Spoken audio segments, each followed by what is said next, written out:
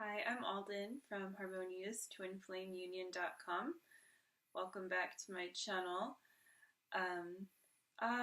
Today I wanted to talk to you about what if your twin flame is kind of like up in heaven somewhere, just having a great time, basically being a rock star, and you are, meditating with your bowl of bland broth, and okay, I'm just kind of laughing at myself right now. I mean, it's just like kind of silly, right? Like, to think about how we can put our twin flames on a pedestal sometimes, and imagine that there is someone out there having the time of their lives that is forever connected in all eternity with us, and that we are suffering. So you're there suffering, and your twin flame is somewhere doing the opposite. They're having just a wonderful time, and the truth is that don't focus on what kind of a time they're having if they're not with you.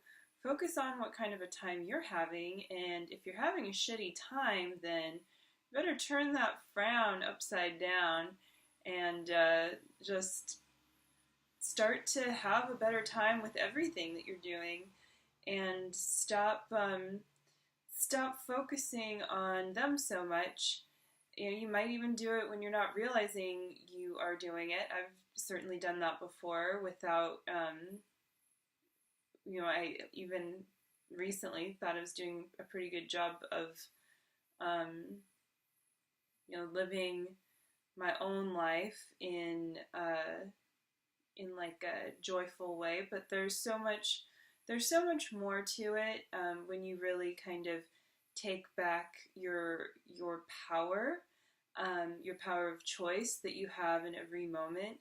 And it doesn't matter, if you're working 7 days a week and don't have a lot of free time, or if you're, hanging out every day at the beach and chilling. You could be having a wonderful time doing either of those things, or a horrible time doing either of those things, and anything in between, because it is your choice. For me, like, I've been working 7 days a week and going in my free time to the beach, and I'm just making the most of it, and it's all good, and it's really getting better the more that the more attention that I put on to myself, the easier my life becomes. The more I get to enjoy. Like right now, it's kind of turning into fall where I am in California. So yeah, kind of turning into fall. It's not like, some stupendous East Coast deal over there, or wherever else, but it's all right. It's fall. I can feel it in the air and see it around, and it's probably, I love all the seasons, but perhaps my favorite season. Every time fall comes, I'm like I love it, I just love it so much. And so for me to be able to enjoy that, I can't really kind of be thinking about what someone else is doing all the time, whether they're my twin flame or not, because that's detracting from my own experience, and my own ability to just be romantically in my own moment, whether I'm alone or with someone else. It doesn't really matter. It's how you're experiencing a divine moment with divinity, with God, and opening your heart fully to experiencing that, allowing it in. No matter if you think that your twin flame's never going to talk to you again, or if you're going to see them later in the day, and cuddle with them all night long. Like, either way, it is up to you to find the joy that's in your heart, and access it and embrace it, and just be in that place of peace. And as a bonus, it's very attractive to your twin flame when you are unequivocally attracted to your own attraction, so to speak. You feel the vitality from within you. It's like all those kind of like fun little moments of attunement that you had as a child. If you can just kind of recall certain moments where you felt very, very comforted by, space you were in, or by a certain adult, or by, being out in nature somewhere. Could be anything, any experience you were having with yourself, with the world, with someone else. And all those kinds of, joyful bits and pieces come together into one, and this is you. You are that joy found, and it's about creating that in the inner space, and having that as a prerequisite for manifesting that into the outer space, or not outer space like in the stars and the galaxy or whatever, but outer space like in your outer world. And it's because even if you are experiencing, like, let's say you live in a palace and you have complete freedom that's right on the beach, you could be very, very happy in that palace, or you could be very, very depressed. And it's your choice. And sometimes it takes, steps of choices to really get to an expansive choice of just feeling like you're really in it. You're really in that love, in that kind of romantic, everything's beautiful kind of a state. And of course, like, life happens, right? Like, things happen, and that comes up for you to see, to reflect where you're at, perhaps to mirror that upset, perhaps to point you deeper into into a place for you to heal, or just a deeper awareness of something that you kind of weren't like really facing or just aware of. And then you just kind of move through those things, and you don't let them consume you. And that also has to do with kind of like renouncing your ego, because if you imagine that you must have an ego, then right there is a conflict of interest for you. So that's a really good first step. And a great book for that is A Course in Miracles, to basically begin or continue to dissolve your ego. And you don't want to be controlled by an illusion where everything is basically a problem. So there is no problem, there is no attack. You're just here with God, and that's the basis for all relationships.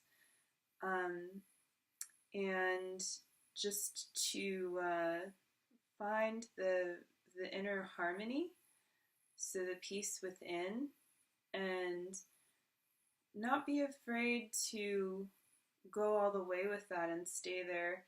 Um, Interestingly, and I would go so far as to say sadly enough, in our society, it's it's kind of you know, conditioned.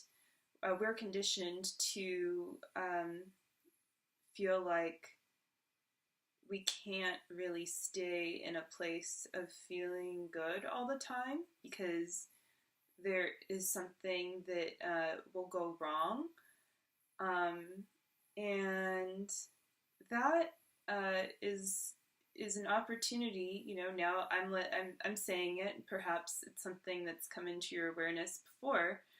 Um, so now that you know, you have the opportunity to make a new choice around that, and to live fully in the now each moment, and to surrender to each moment as it unfolds, um, without fear. And of course, you know that it's not like, oh, you know, like, um, I don't know what's gonna happen to me. I'm on the road. I guess I'm just gonna let go of the steering wheel and God's gonna drive. I mean, that's a very extreme example, okay, but um, yeah, like you have intelligence, you're able to think logically and all these things, and so don't be afraid to uh, use your gifts to co-create with God, and to be a functional human being. Um, so but it's like, um, you you don't want to get caught up in your problems, where you get, you like kind of become your block, you become your upheaval, you become your problem, and you feel like this is a place to operate from, a place of you telling the same story of, you know, I have this problem, because it becomes very difficult for you to get past this block and dissolve this problem, resolve it basically, when you're basically living the problem.